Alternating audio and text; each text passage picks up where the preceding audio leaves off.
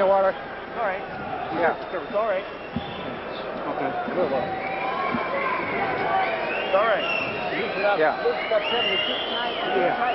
Yeah. Bless you, myself. I got you. You heard the man, Tim. Just take your time, okay? Yeah, the referee, he was holding on that. No. Don't worry about Just that. got that out. Point. Yeah, that's all right. Hey, ref. That's all right. You gotta watch the hold, right? right? Yeah. That's why I was still hitting, because he was holding it. Look here. All right, let's take a look at that spot. Here's where Liles gets hurt. Then, as he gets up, we can't see it, but we think he hit the rope and cut his eye. And here we go for round 3. It has been a foul fest from the start. There's a straight right hand by Liles.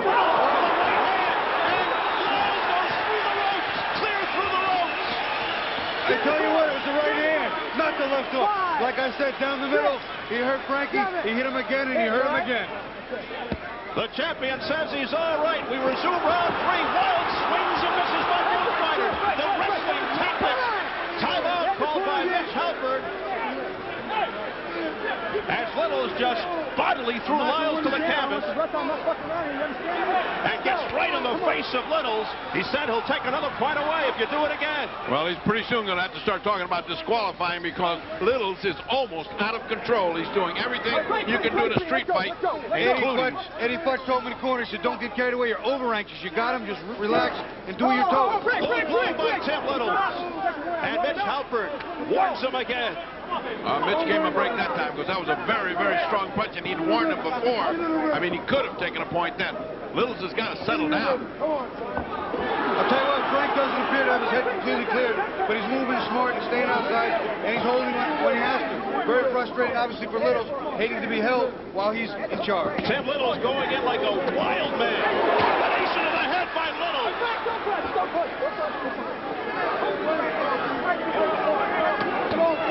Liles goes right back at Liles. Good counter hook by Liles there on the way in. Liles having his trouble getting in without getting tangled up and tied up. It's like these two guys got magnums. They're just shooting at each other and seeing which one can hit first. Because both of them are shooting power shots.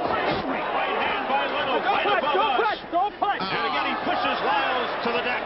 No knockdown. Somewhere along the line, he's got to warn him about that throwing a fighter down. How many times has he done that?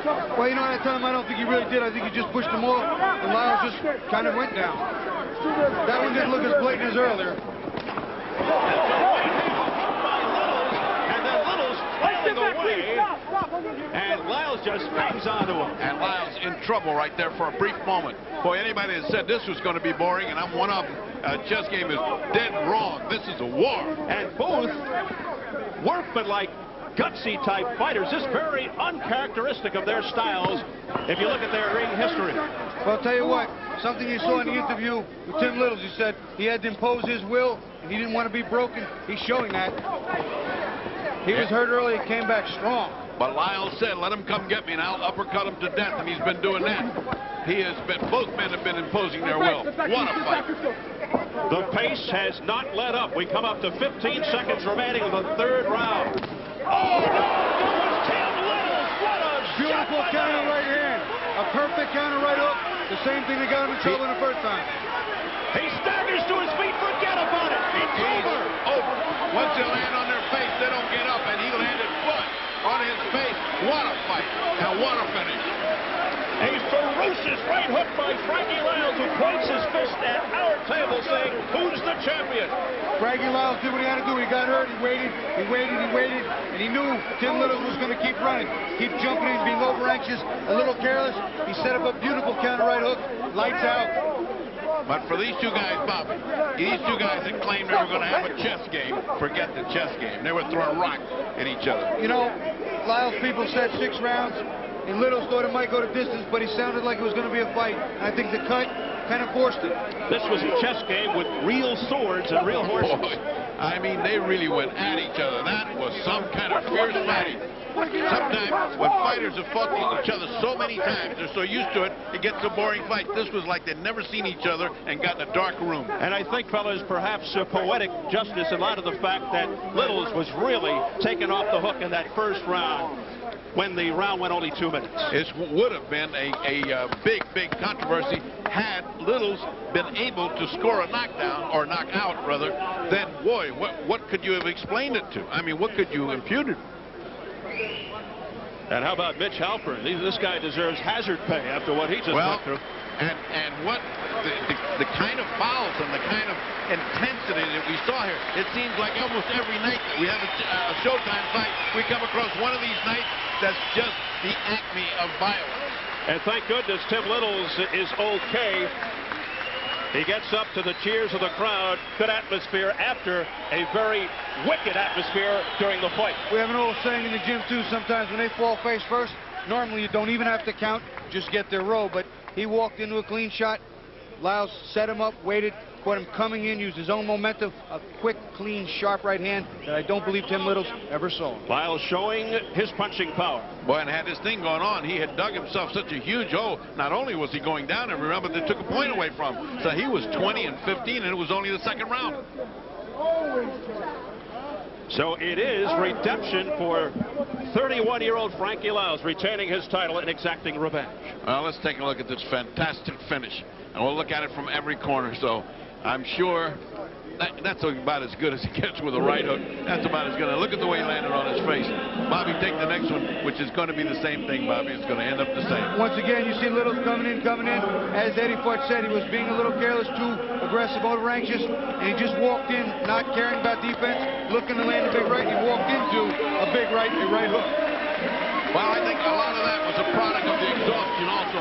They'd been down so much, and that was right on the button. I don't know how he could have taken that. It is title defense number 4 for Liles, who ups his record to 29-1. Well, you know, last look from the overhead. Roy Jones Jr. was beaten by Liles in the amateurs, and now you see why. He has the guns to keep anybody at that weight on the floor. So it is a third-round TKO for fabulous Frankie Liles, who retains his WBA Super Middleweight Championship. What a wild opening fight here in Newcastle, England. Frankie Liles,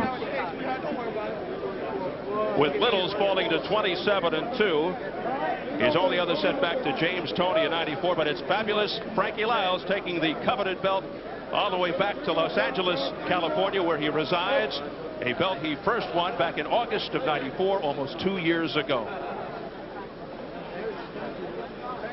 So coming up next here at the Newcastle Arena in Newcastle, England, our featured attraction, the WBO Featherweight Championship. Local sensation Prince Nassim Hamed versus #1 contender Daniel Alicea, both undefeated.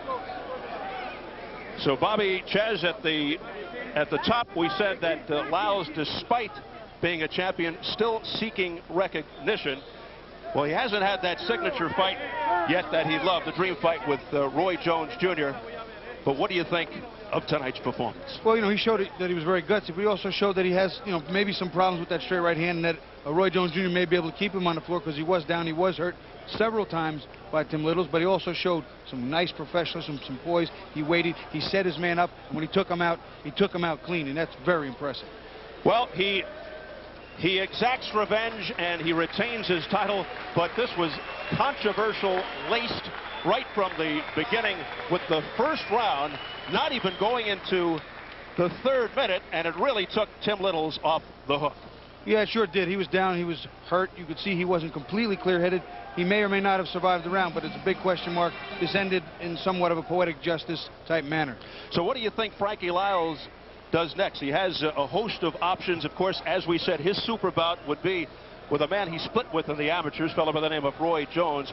But what do you think is going on in his mind right now as he thinks ahead to the future? You know, it's really difficult to tell what's in his mind, but I know he does want Roy Jones Jr. as that would be his Ali Frazier. That would be his big dream fight. But, you know, we have other guys out there. Malanga is out there. Collins is out there. Nigel Benn's still lurking in the wings. There are some good fighters that can give him great exposure and test him truly. Irish Steve Collins, the WBO champ, is scheduled to meet former WBC super middleweight champ Nigel Benn next month in Manchester. We, of course, got a good look at Thulani Sugarboy Malanga out of South Africa, who put on a tremendous display back on March 2nd to open up this arena here.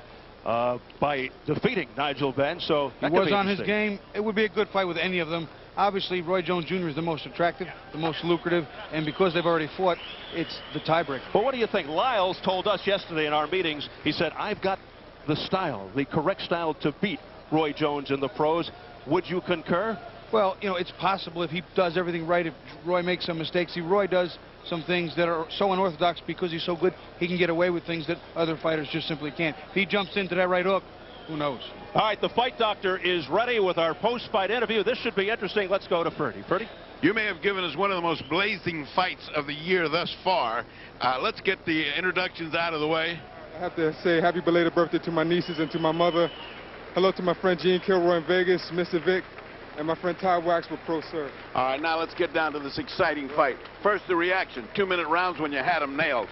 You know, I said, gosh, is that a little short? Then I heard the corner complain about it. So it's just a thing of maintain myself, stay calm, keep my stay composed, and just finish the job. So. Well, you've fought this guy many times. Have you ever seen him come out so fierce? No. As this guy. This guy's hitting your back of the head on the kidneys. Right. Well, I anticipated that, but you know, you did? I had a great camp behind me.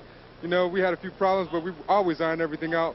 Mr. Spada, Luis Spada, Ruben Gomez, my brother Keith, my trainer Freddie Roach, and Jack O'Halloran. You're telling me you expected this guy to be that torpedo that he was? I never saw him fight like that in all his fights. He fought me that way. He always fought determined against me, so I anticipated a tough battle. That's why I said it wasn't going to go 6 rounds. How about the butting? How about the low blows?